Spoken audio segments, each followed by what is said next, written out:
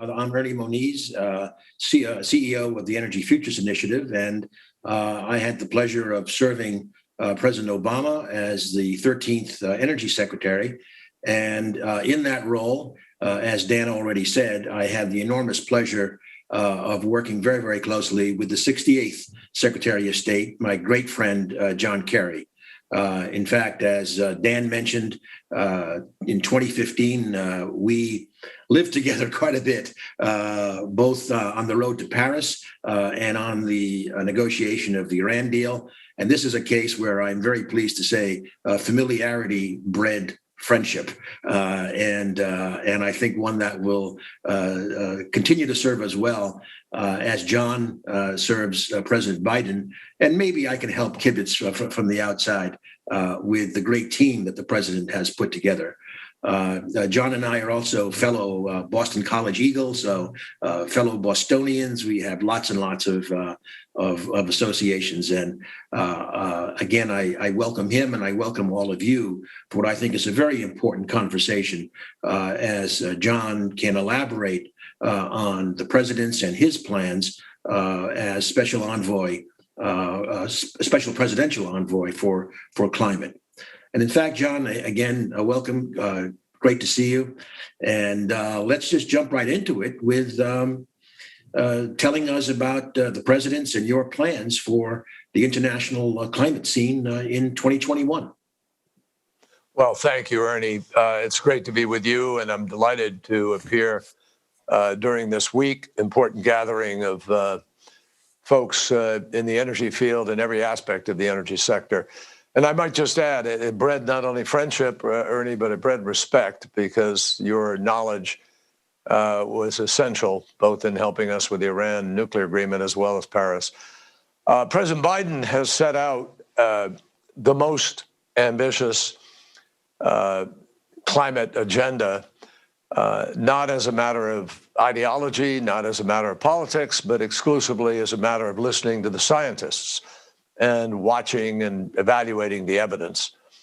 And the fact is that from rejoining the Paris Agreement within hours of being sworn in, to pulling together a climate team that I certainly have great respect for and am proud to be part of, this is very, very high on our agenda.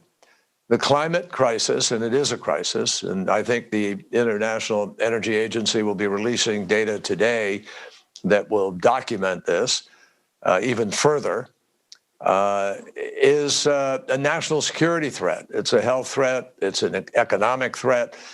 We've spent billions upon billions of dollars just cleaning up after now much more intensive hurricanes, storms, floods, fires, and science is completely unified around the reality of what is happening to the planet and what will continue to happen, with great threats to human beings in terms of conflict potential, massive numbers of refugees. We already have climate refugees. We're seeing dislocation with respect to crops, growing farmers around the world, food disruption, and our own military. The Pentagon has long said that the climate crisis is, in fact, a threat multiplier. And the military is making all kinds of contingency plans accordingly. So our plan is the president's plan is to have the United States step back in and help lead a sensible, thoughtful approach that is based on the science and based on good economics, and seizing the prospects of the future, which is filled with opportunity for new jobs, for extraordinary growth in our economy, but to do so, building back better from COVID-19 and investing in the energy transition that is just an enormous marketplace of the future. Some $500 billion was invested in transportation, in new energy power, in reduction of emissions over the course of the last year alone. And the prospects are that there will be about 10 trillion invested over the next 30 years as we move to the mid-century measurement of net zero. So our goal is to, in Glasgow, in about 8 months, we will meet with the nations that met in Paris to hold the Earth's temperature, hopefully, to no larger than a 1.5 degrees Celsius increase. And our hope is that by keeping 1.5 degrees alive in the next 10 years, we lay the groundwork for the exciting venture of transitioning to clean energy, new energy, hydrogen, whatever it's going to be. And hopefully so many of the folks joining us today will be part of this important transition.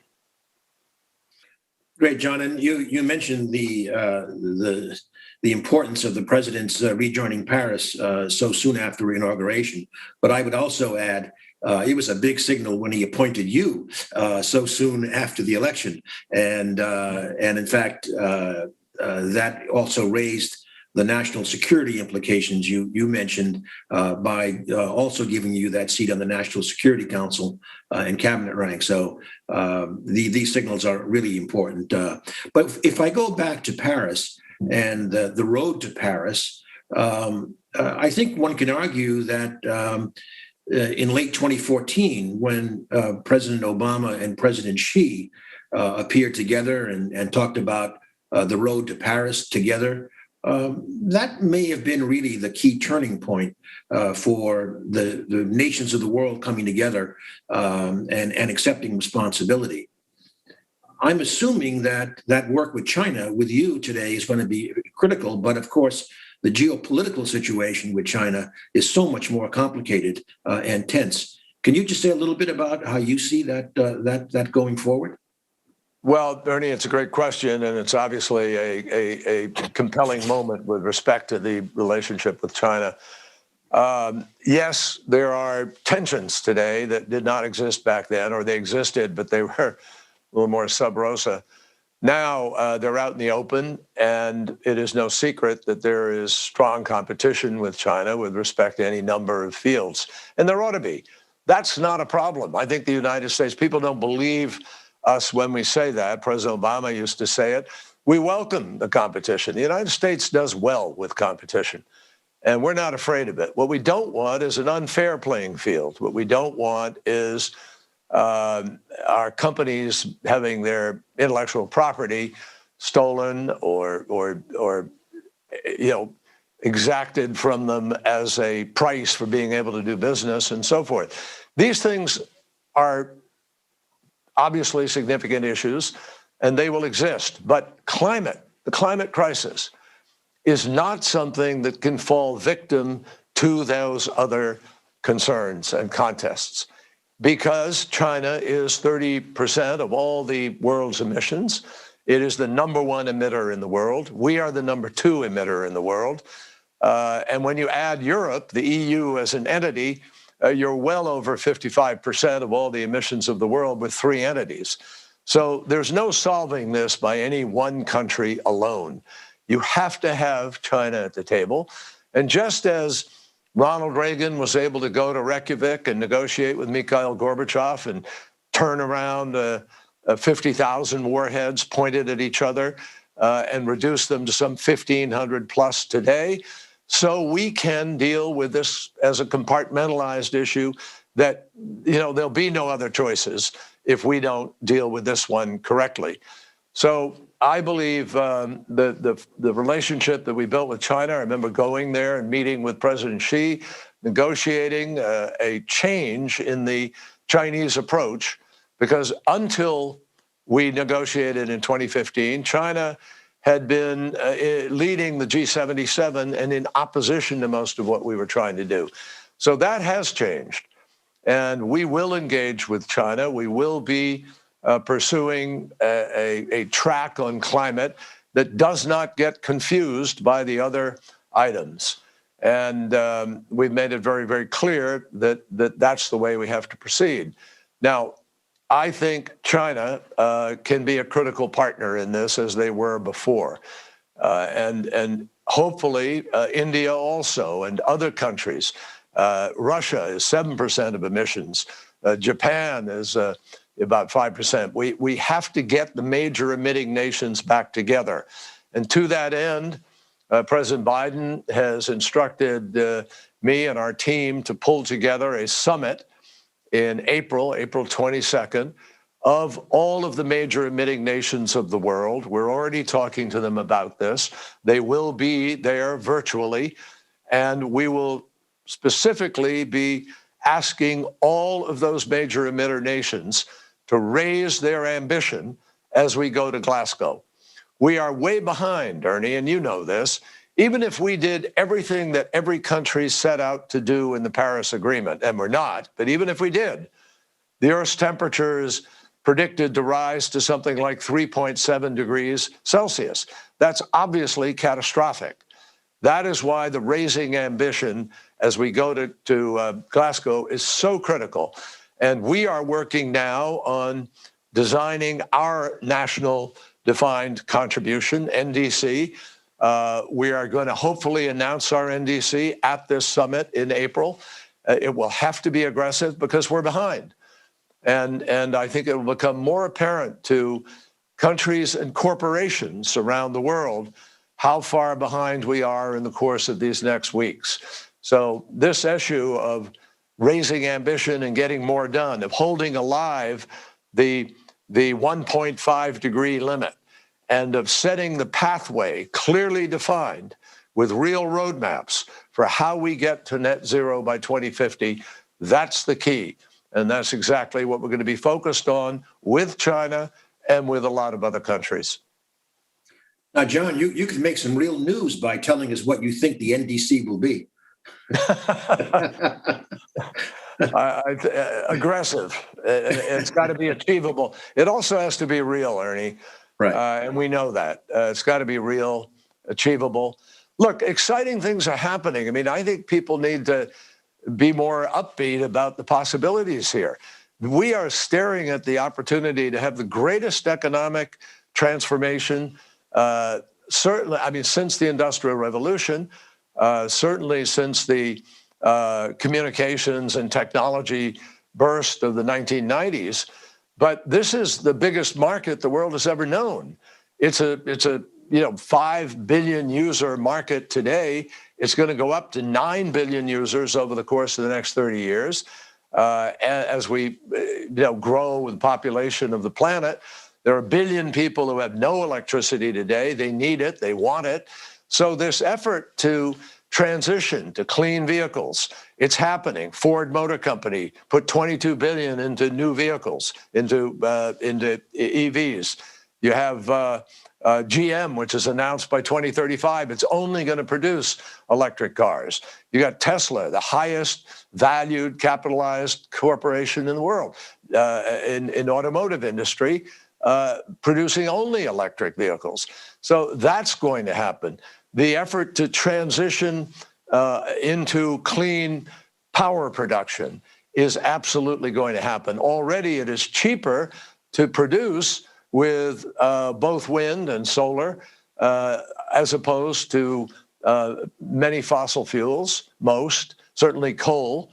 And the result is that transition is already being made by the marketplace, not government ordered, not regulated, but the marketplace is making the decision for people.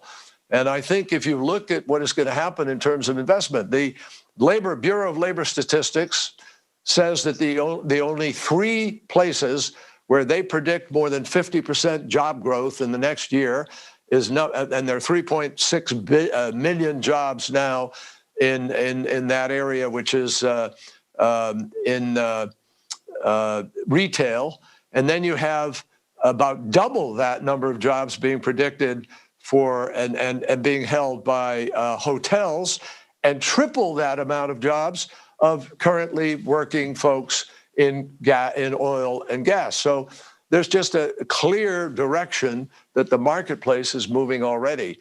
And we think in the administration that if we build back smart, build back better, put the right incentives in place and work with the industry, and we invite the industry. I mean, there are huge opportunities here. You know this better than anybody, Ernie, that oil and gas has incredible infrastructure, incredible capacity to move energy from one place to another.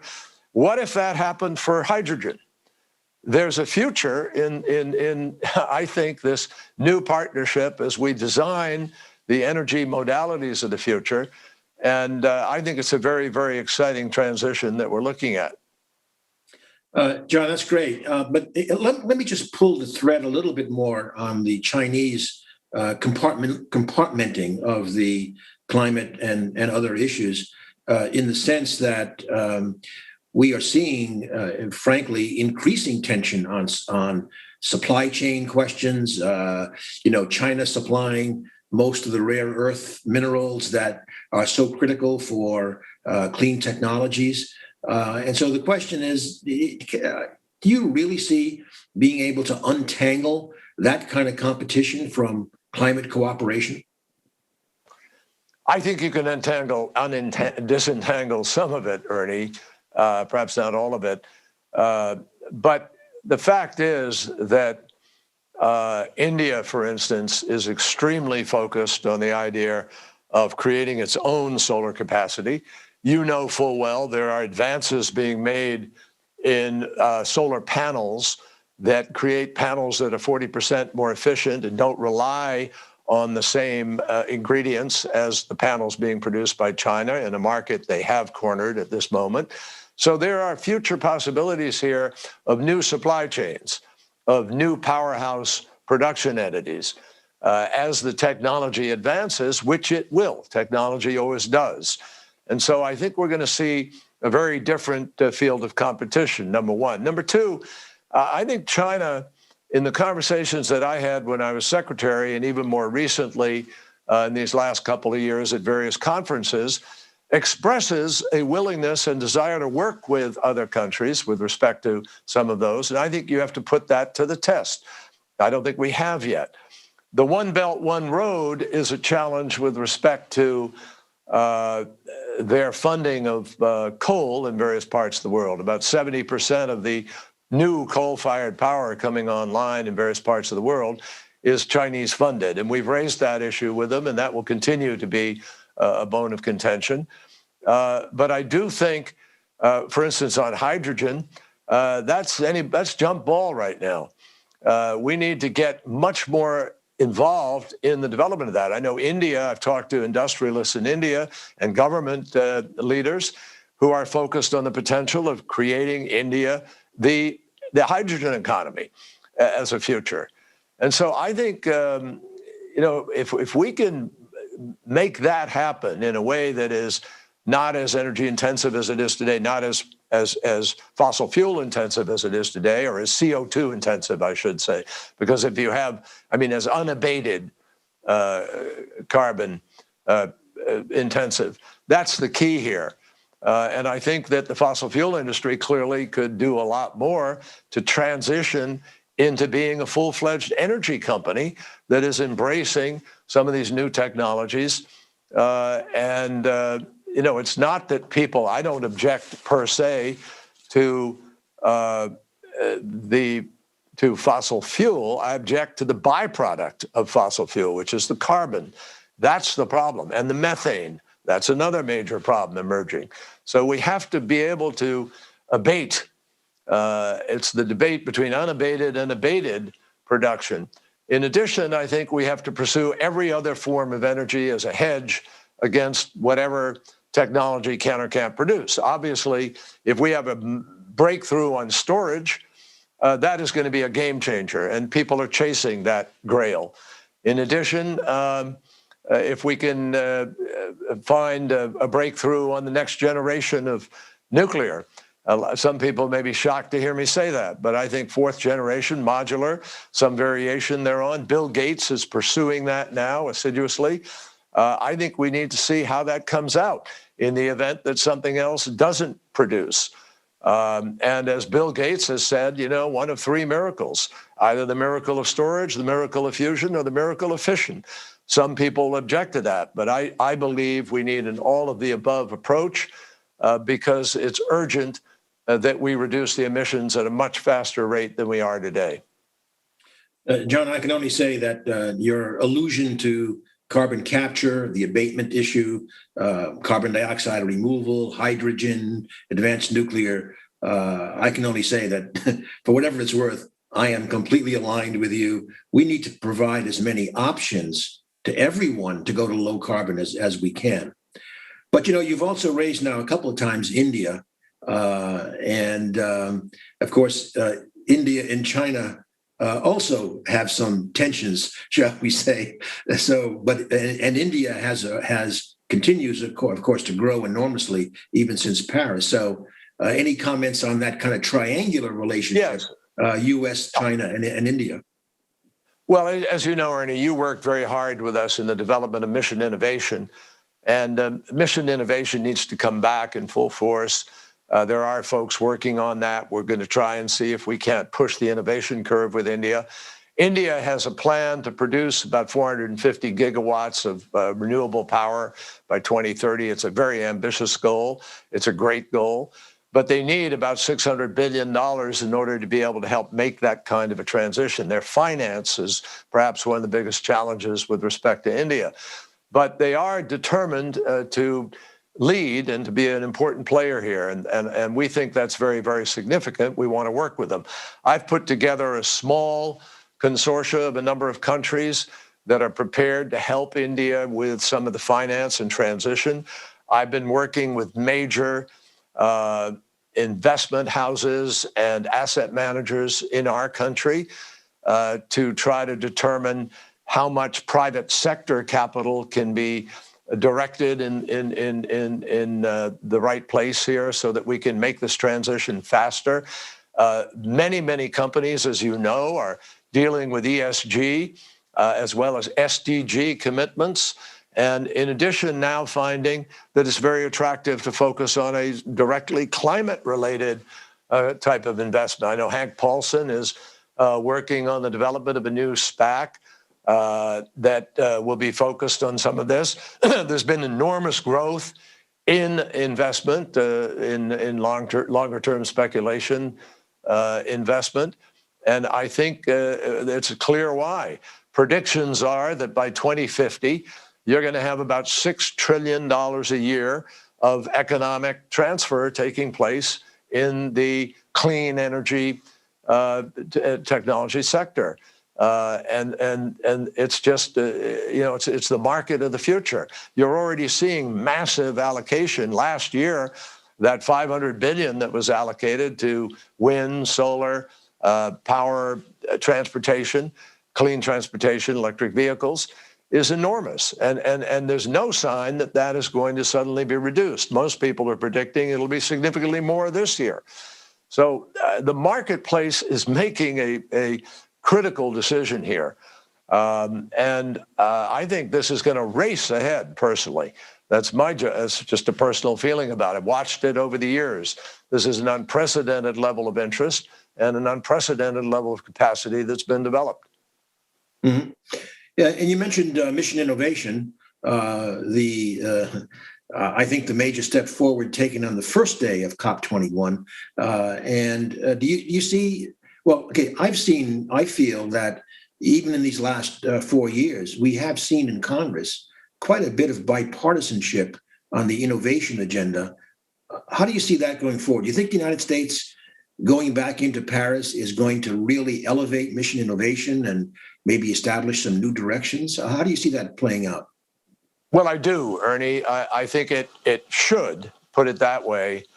Congress, I spent 26 years in the Senate, is more unpredictable today than at any time historically. And obviously, the partisanship is a problem when it comes to asserting America's best interests, because we're just not doing it in many ways. We need a major infrastructure investment in the United States of America. Texas is a prime example of what we need to build out, which is a capacity to transmit energy all around our country. We have an East Coast grid, we have a West Coast grid, we have this singular Texas grid, and then we have a line that goes across the north of our country from Chicago into the Dakotas, et cetera. We have a gaping hole in the middle of our country, and you can't send energy from one place to another. You bear the scars, Ernie, of trying to get transmission that would bring electrons from the western part of our country to the east. And you ran into the politics that resisted that. We can't afford that anymore. We need to have a smart grid. We need, in this age of artificial intelligence and quantum computing, to be able to use that facility to be able to send energy and to predict ahead of time what's going to happen and to create literally a smart grid. So that will save us huge amounts of money. It'll actually reduce emissions and produce a capacity to have the base load challenges met without necessarily having yet developed all the storage. So you could get to maybe 80 or 90% of a virtuous cycle with renewables and a better mix. We're working with Canada now to see what we can do to perhaps augment the amount of energy coming from Canada that is clean and help us produce. But we're going to have to get rid of some of our chauvinism and our parochial components that resist common sense and the need to move very, very hastily to get this done. You certainly remind me of the scars that you referred to in terms of also facing, in some sense, the conflict between federal and state prerogatives. And I'll just mention, John, that I have had a chance to talk with Jennifer Granholm, now confirmed as the 16th Secretary of Energy, and we've talked about the opportunity for her to acquire some of these scars as well as a major focus of her activity. Yeah. John, you mentioned something very important I'd like to go back to. You mentioned how the oil and gas companies in particular can become part of your, let's call it your allies in this climate adventure. I think today the large utilities in the United States have certainly been in the lead in decarbonization. Can you be a little bit more specific in terms of what you see the oil and gas companies doing to become energy companies? And in fact, just this morning, in looking at the newspaper, I saw that the American Petroleum Institute is talking about supporting a carbon charge. So things are. Well, I'm reminded. Yeah, I'm reminded of the Saudi oil minister in the 1970s when I was going to law school and sitting in a traffic jam for hours just to get gas as we were lined up during the crisis. Doing my contracts and my criminal law, sitting there in the car, advancing 5 feet every 3 minutes. The oil minister said that the Stone Age didn't end because we ran out of stones, and the oil age is not going to end because we run out of oil. And I think we need to take that to heart here. The market is changing.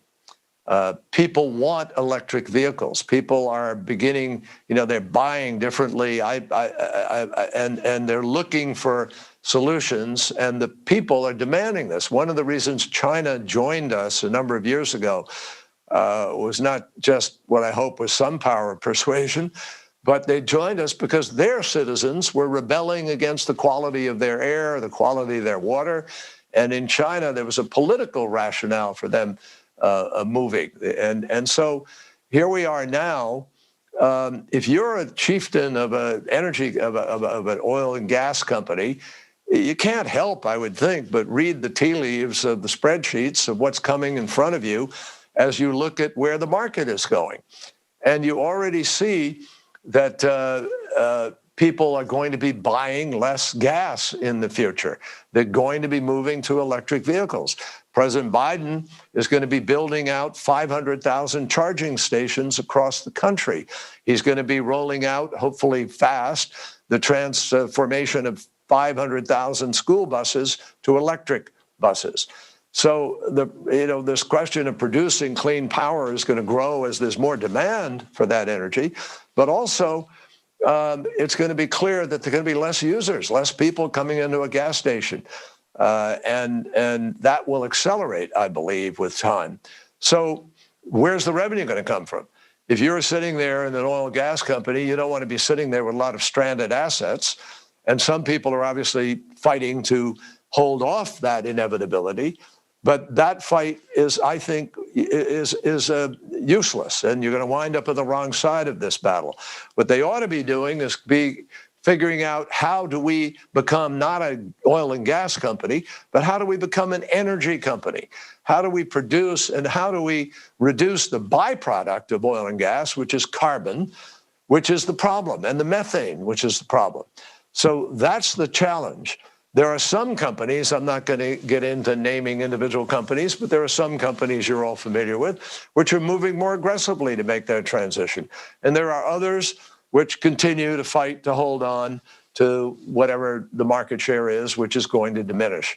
So, I mean, I think you're going to have long-haul hydrogen trucks, whether it is, Tesla or Daimler or Nikola or whoever it's going to be. I don't know, but it's going to happen.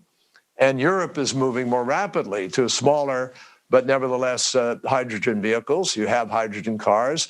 The test is going to be, how do we produce the hydrogen in a way that isn't damaging and so energy intensive? We'll get there. We're going to do that. I have no doubt about it. So if you're involved as a oil and gas company today, you've got this incredible infrastructure. You have the ability to move and transport hydrogen.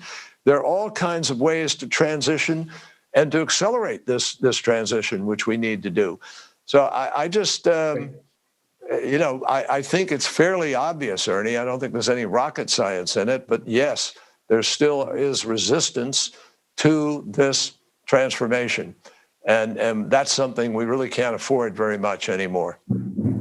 Well, thanks, John. I think this has been very, very illuminating for everyone to understand how you're approaching this year, and the president is approaching this year. You got a big job to do, an important job to do, and it's in good hands. And so thanks for sharing this time with us here and with the CERAWeek audience. And thanks for all of you for listening in. Well, thanks for your leadership too, Ernie. We appreciate it. Thank you. Thank you, John.